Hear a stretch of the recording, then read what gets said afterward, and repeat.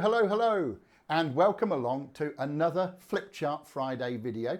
It's me, David Duffett, back here at Let the Geek Speak to bring you more presentation skills, tools, techniques, hints and tips aimed at making your presentations even better when you put them to work yourself. As you can see, our title for today is Convincing Your Audience.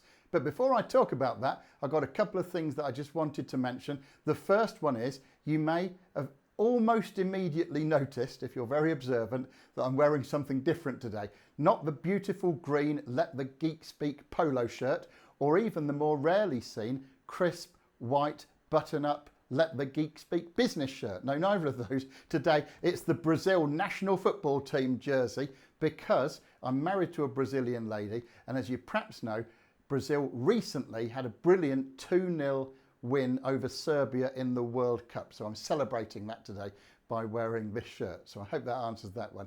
I also wanted to mention the Let the Geek Speak YouTube channel, which is available on YouTube, as the phrase YouTube channel might suggest. And you can go there and you can click on the subscribe. And as I've said on the odd video before, I don't even mind if you have a little cheeky click of the bell button there so that you're notified when new content is added to the channel.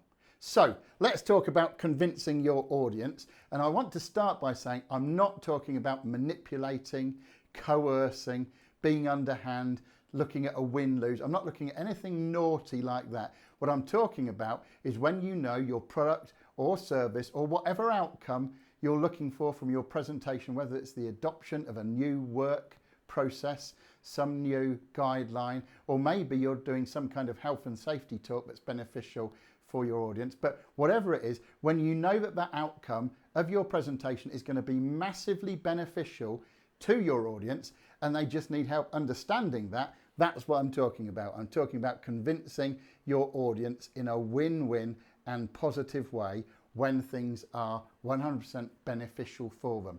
So let's look at how we can do that. And of course, it all starts with you. You are the presenter, and so you need to be authentically enthusiastic about whatever it is you're talking about so that that can shine through in your presentation. If you are less than enthusiastic, your audience will notice that, and of course, it won't serve to convince them at all. So you yourself need to be convincing in everything that you're giving to them. However, the next one down here, other people are even more convincing than you, because when you're talking about something, you're at the front and you're kind of giving out this information. They're thinking, maybe this person's got a vested interest in saying what they're saying, or they're not always going to take everything you say as 100% gospel truth. So getting other people involved is an excellent idea. Now, these others are even better if they're already users or implementers or in some other way connected with the outcome of your presentation, and even better if they once found themselves in the same position as your audience members and then they use your product or service or work process or whatever it is to have massively beneficial results for them. So they will be the most authentic other people and most convincing other people that you could use. So how can you involve other people in your presentations?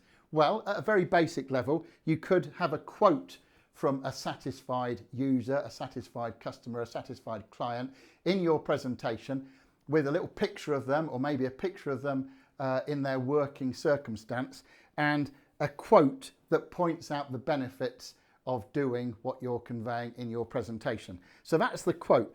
Next step up is you could have a video of the person. Again, it's easy to build a video into a presentation today of them explaining why they implemented your work process or why they bought your product or service. That would be an excellent thing. But of course, the pièce de résistance is to have that person there. So quote, video, and then person. You can see I haven't filled in what these mean because I'm hoping you're going to write that down for your own personal benefit. And also, I didn't really have room because I was trying to fit it all into this nice little diagram. Anyway, once again, the quote, the video, or the person themselves, the other person, the third party endorsement, testimonial of whatever it is that you're selling or trying to implement within your company. Now, So you are the first port of call. Others are actually more convincing than you, but even more convincing than you or other people is actually the audience convincing themselves. Now, you might wonder, what is David talking about here? The audience convincing themselves. Well, you can see I've got a Q and an S here, and the Q stands for questions that you ask. That's why I've linked it here. And the S stands for stories that you tell.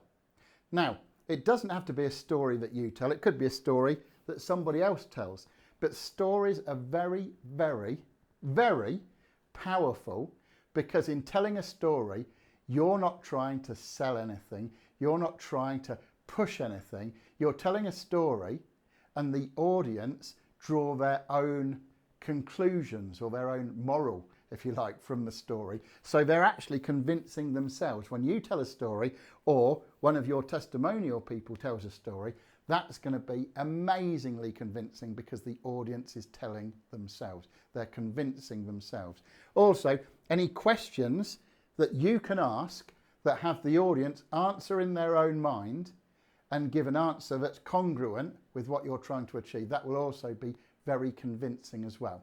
So, a short video today, but thinking about convincing your audience. The power of your own authentic enthusiasm is key. Even more important than that, third-party testimonials, either by a quote or video, or a person with you, a customer, client, or somebody in the organisation that's already implemented that work process and knows how well it does for them, is very useful. But perhaps the biggest one is the audience convincing themselves, and that's using the power of storytelling by you or one of your testimonial people here, or using questions that you ask that you've engineered to get the right result. Now, as I've said, none of this should be used in a manipulative way. This is all about a win-win and helping clients and potential clients understand and convince themselves that they need to take the action or buy the product or use the service or whatever it is. I hope that's all been useful. If it has, give it a little click on the like, and also remember the other videos in the Let the Geek Speak YouTube channel. But for now, I'm going to say goodbye. But before I say goodbye, I do want to remind you that I love talking about this stuff. I love talking about presentation skills. I love going into the nitty-gritty and explaining some of the more deep concepts that we can use to enhance our own presentations. But you will love it when you implement these hints, tips, tools and techniques, and thus reap the rewards of being a geek that can speak. Thank you very much. Bye-bye now.